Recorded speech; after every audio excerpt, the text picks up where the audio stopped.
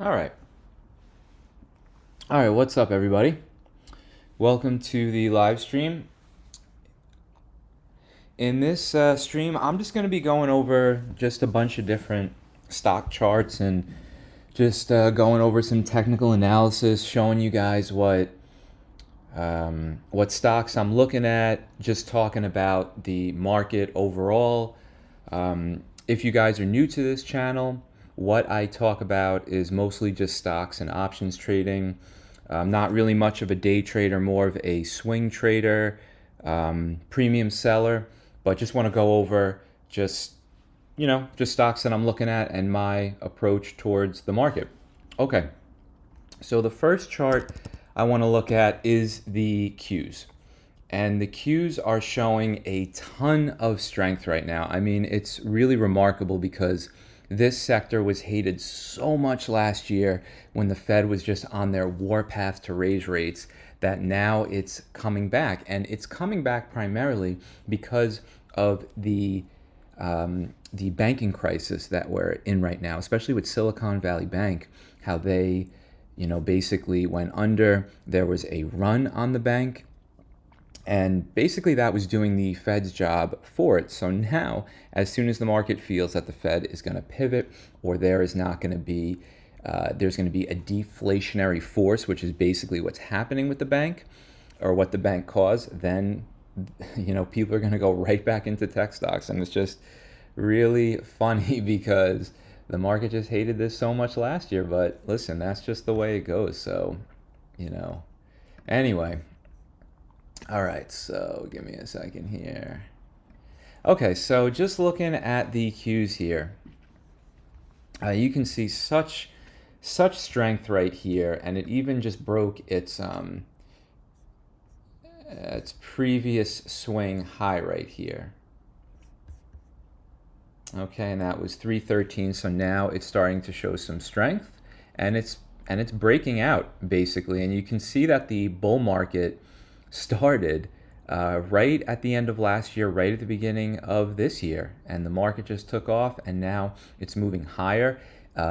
It's well above its 200-day moving average right now, which is a great sign. And we're also getting the golden cross right here, which was when the 50-day moving average crosses over the 200-day moving average. I mean, that is super freaking bullish, and that is exactly the kind of stuff that we want to see in a bull market. So we have just a nice trend going here. It's always good to identify trends when you're trading. That's one of the first things you want to do, is just draw up some trend lines, see where the swings in price are, just so that you have a better idea of how to time your entries and your exits. All right.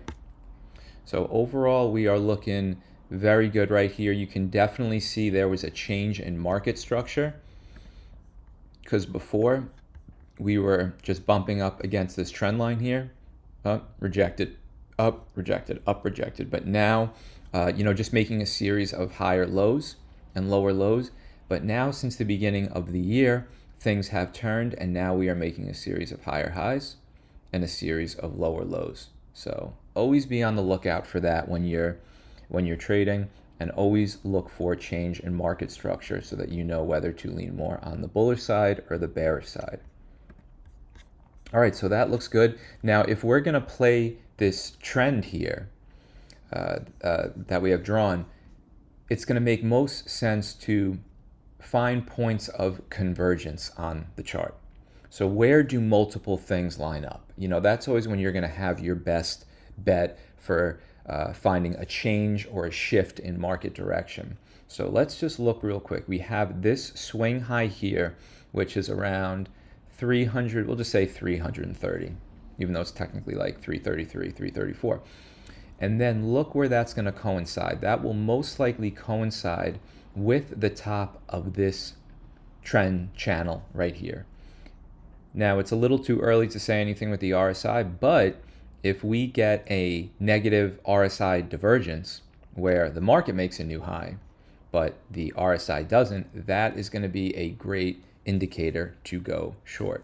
But that'll unfold as as the market starts to unfold. But realistically, we have this high here, which is around 330, and then we have the upper end of the trend here. So that would probably be a good place to take profits, and that will most likely coincide with the start of earnings season.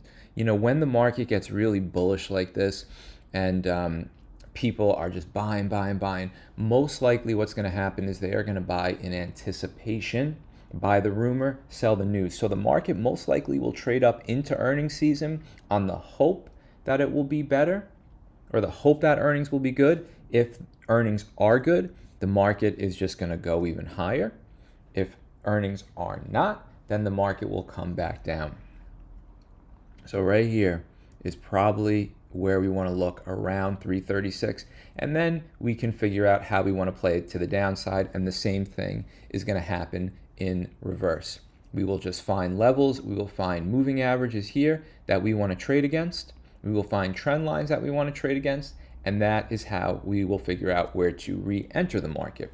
All right, so why don't we just look at some stocks right now and just see what is going on. So one of my favorite stocks to trade, as I'm sure many of your guys' favorite stocks to trade, is Tesla. Let me just pull up the channel I have here. So Tesla has just been pretty much downtrending, you know, for the last year and a half, almost since November. In 21, it hit its high of around $413, and then has just been getting slammed. I mean, you know, and at the beginning of the year, this price was probably not real. You know, it kind of dipped out of this lower part of the channel for a little bit. Great buying opportunity, but you can see it's just chopping around in this trend, and right now it's right in the middle of this trend, and it's right below its 200-day moving average. So my sense is that this is going to trade up at least until its 200-day moving average, which is around 215, and then we have earnings on Monday, April 24th, and then we have this upper trend line. So that looks like a realistic spot for Tesla to go. Will it get back down to the $100 level? Probably not. I mean, that price just didn't feel real. It just felt like, you know, just a bear rate on the stock, or like a buyer strike. But we can see what happens when it gets up here and then reevaluate. Maybe it breaks through, it comes back and tests the 200-day moving average, it holds, you can get back in from a trading standpoint. But that's just what we want to watch. So I really like the setup on Tesla right now. And I mean, look at this inverted head and shoulders right here. Here is your left shoulder, here's your head, here's your right shoulder, and you can see, you know, just move up, flag, breakout. So everything is looking pretty good here. And I mean, we might even get that golden cross where the 50 does cross above the 200-day. So just all good things to watch on Tesla. One of my favorite things to do with Tesla is to sell weekly options using the wheel strategy, where I'm just going to sell an option maybe with a delta of like 0.3, maybe 0.2, just depending on how aggressive I want to be. And I'm just collecting that premium. And just as long as Tesla is above my short strike, I'm going to make money. And I just prefer recently trading that way versus just outright buying options where, you know, you're going to get crushed by theta decay, and it can be a little bit more tricky if you don't get the timing right. You can get the direction right, but if you don't get the timing right, it's a little tricky. I'm not saying you can't make money with options, or just buying options outright, but just lately I prefer to be a seller of premium. Just lets me sleep a little bit better at night, and besides, all I'm doing is lowering my cost basis on a stock that I do not mind getting long. So when I'm doing the wheel strategy, or whenever I'm selling cash secured puts in any of these stocks, in the back of my mind, these are always stocks that I don't mind owning, stocks that I want to own. So just keep that in mind when you're going to be selling cash secured puts. You know, just don't chase after the premium. Go after something that is a stock that you don't mind owning. Yeah, so I like the setup on Tesla. Let's just pop open another one here. Just going through some ones in my list. Yeah, SoFi is looking okay too. I'm a little hesitant to jump in right here. You know, I do have an alert set at around 450 or so, right where that low was. So I mean, if SoFi were to get back down there, I would certainly be interested in it. I missed it when it came down here the first time, and then it popped up on its earnings. So yeah, it's a good company. I like the CEO Anthony Noto. Used to work at Twitter, and just very transparent, very straightforward guy. And it's a good bank. It's a legit bank. It's not like Square or PayPal. They have a charter, they have a mandate, and it's definitely a good bank. So yeah, I like SoFi. Just kind of looking at that one. What else we got here? Coinbase. Yeah, I've never been too much of an investor or trader in this stock. It's just so much headline risk. It's always whipping around with, if the SEC is going to do something, or if, what Bitcoin is doing. I would just rather own Bitcoin, or the one that I actually like is BITO, which is the ProShares Bitcoin Trust. And I just own some of this in my IRA, and this is how I play Bitcoin. And I actually think it pays a small dividend too. I have to check in my account, but I do see some distributions from them. And the other one that I like is Ethereum. This one too. And I have this in my IRA, and this is really actually showing a very interesting chart setup right now. It's totally lagging Bitcoin. Bitcoin has been moving up, but Ethereum has been just consolidating. You can see the two charts here, how those are looking. So maybe Ethereum can play some catch up. That's sort of the way I'm thinking. And whenever you get this squeeze in the moving averages like this, it usually resolves to the upside. And just considering how beat down Ethereum has been, this one has got me interested. I definitely want to add some in my IRA and maybe just put on a long trade here, because it is showing a lot of tension right here, which I think will break out to the upside, especially if this NASDAQ rally is going to continue. What else? We're looking at Home Depot here. Home Depot is a fine stock. I see no reason that you couldn't invest in Home Depot, but with everything that's going on with rates in the housing market, maybe the best times are temporarily behind Home Depot. I think things can return, but I mean, this chart setup is very difficult to deny. I mean, it's sitting right on that 200-week moving average, the 200-week moving average, which is a great area of support. You can see it's proven as support here. So a nice trade would be to get long Home Depot. I mean, if I was going to do this, I would be selling premium in Home Depot. Could probably be going for, I don't know what the premium would be on the 270, but maybe on the 280, you could certainly sell it. So good stuff there. What else we got? Google's looking good too. I like the chart set. I like that it's holding above the 200-day moving average. That's huge, is to look at the 200-day moving average. The typical rule of thumb is if the stock is trading above the 200-day moving average, it is in a bullish trend. And if it's trading below the 200-day moving average, it's in a bearish trend. Not a hard set fast rule, but just something to consider, because you can see right here, all the last couple of years, Google has been trading well above its 200-day moving average and just moving higher. And then when we had that death cross here where the 50 crosses under the 200, Home Depot has just been moving down, bearish. But now it is above its 200-day moving average. We poked above it here. We pulled back, poked above it here, and now we are showing support on it. So I like Google. And when this stock was going down, people were just telling you all about how Microsoft is going to eat into their market. There's people aren't going to advertise this and that. And I'm not saying any of that isn't true, but they made it seem like that Google does not make a ton of money and basically prints money with their advertising business. So you can't go wrong owning a stock like Google. And I know when the stock was coming down here, a lot of talking heads were definitely trying to scare you out of it, but it's a fine company. You can never go wrong investing in something like Google, no matter what people say. So I do like Google. The only thing I am not as crazy about technically is that it's right in the middle of this range here. You could almost say here's your head and shoulders pattern, so maybe it'll come back down. But like I said, the market is very bullish right now. April is typically a very good month for the market. May, not so much, sell in May and go away.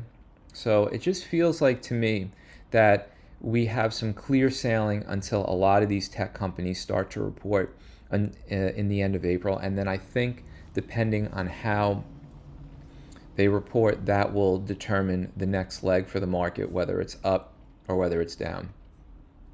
So that's good stuff to watch. Yeah, Meta is another one. I mean, this stock is just so strong right now. It should have never been down here at $88, just getting completely wrecked. But when the market is irrational, that often gives you opportunities. So, but now it's starting to move back up. I have been averaging into the stock right after earnings. So I'm in around I don't know, maybe 190 or so. And I'm basically just going to hold this. I mean, there's no resistance in the chart in my mind, at least until 225, with major resistance being around 237, and then you have a gap up around 250. And you can see on the weekly chart, we're getting some convergence here in the moving averages around the 200 and the 100, which is around 230. So I think, I hate to use the word layup in investing, but this certainly feels like a layup to 230 right now on Meta. So that one is looking good. How long are we at on this stream? Okay, about 16, 17 minutes. All right, we'll do a few more. What else we got here? GM. I've been holding the stock for a while. It's been painful to hold this stock, but GM is a fine company in my opinion. I think they have a little bit of an edge up in Ford in terms of just their whole EV portfolio and the way they're operating the business. I love Mary Barra. She is super transparent, and I love her strategy that she is bringing to the company. And right now the stock is just chopping out right now. It comes down to about 30, bounces up to about 40, so it's in this range. And I mean, it's really quite simple. The stock is super cheap. I mean, maybe like 4 or 5 times earnings, but people don't want to buy this stock if they think we're going to a recession. And that's basically the internal debate that is happening in the market right now is, are we going to go into a recession in the second half of the year? You know what? Nobody knows. I don't know. I don't think any of the talking heads know. Who the hell knows? But you cannot be scared out of the market and then try to get back in. Now, if you're trading, that's a different story. Try to be more agile. But if you're investing like myself and most other people, this whole idea of, I'm going to buy it lower, that's a tough game to play. The main thing you want to think about is time in the market versus timing the market. It's too difficult to say, okay, I'm going to sell here and then I'm going to get back in here. Very difficult to do. I don't even think the best investors in the world can do this effectively. You can always buy insurance on your portfolio. If you own 100 shares, you can sell calls against it, things like that. But then you're kind of limiting your upside. So there's a million ways to do this, and you just have to figure out what works for you and your risk profile and all that. But yeah, I like GM. I wish it was higher, but I'm just going to continue to hold it. I don't feel like selling this one. Another stock that I'm really liking right now is GE, and I have been holding GE years. I probably started buying it way back here. I can't remember CEO. I'm drawing a blank on him, but they got rid of him, or he quit. I can't even remember. Who the hell knows? But then the stock started going down, and I just kept buying more. GE is a fine company, and I didn't see any reason to bail on it. Yes, companies have problems. They go, they have periods of boom and bust, but if you invest in good companies, you can never go wrong. So I just kept averaging in, bought some here, bought more here, and then when they got the new CEO, Larry Kopin, and he actually had a plan of how he was going to uh, sell off different parts of this business, streamline the business, aviation, healthcare, and energy. I really liked what I was hearing, and then the company started doing very well when they started bringing the dividend back, showing that they are having better cash flow. Their aviation business is doing well. They spun off GE Healthcare. So it's a leaner, more focused company, and I think that's why this stock is doing much better. So yeah, you can see it's breaking out of this huge multi-year base right here. So I mean, the next level of resistance seems like, again, another layup to 100 and then maybe 115. So yeah, I think you can still get involved in GE. All right, let's do one more, and then I'm gonna cut it. Why don't we do Baba? All right, so Alibaba, this one I'm sure has been the bane of many investors trying to find a cheap growth stock, but at the end of the day, it's just too hard, Alibaba. I tried to stay in this stock and ended up selling, my shares for a loss just because I just couldn't take the inconsistency. It's like you never know what was going to happen. You never knew if you could trust the numbers. And when was the People's Republic going to shut down and just put the hammer down on Alibaba? And it just seems that's what they would always do, and the stock has just become too difficult to trade, too difficult to invest. And I think the only way that I would personally get back into Alibaba is if it came back down, to this $60 level, and I just sort of took a flyer and said, okay, I'm going to buy some right here. But they had an announcement a couple days ago where they were going to be spinning off parts of their business, and that was going to create value for shareholders. So the stock gapped up above its 200-day moving average. You could say that it sort of popped back in a trend. I mean, you could also draw the trend like that. Really just depends however you feel like drawing these. So maybe it's starting to bounce back up. Maybe it'll go back up to this 120. I don't know. It's just going to do it without me. Like I said, it's just too hard. There's a lot of headline risk. You never know when the People's Republic is just going to just put the hammer down on them. So it's just too hard. And, there's plenty of other stocks in the market, thousands of other stocks in the market. No need to fall in love with this one. All right, guys, that's it for now. Hope you enjoyed the stream. Peace.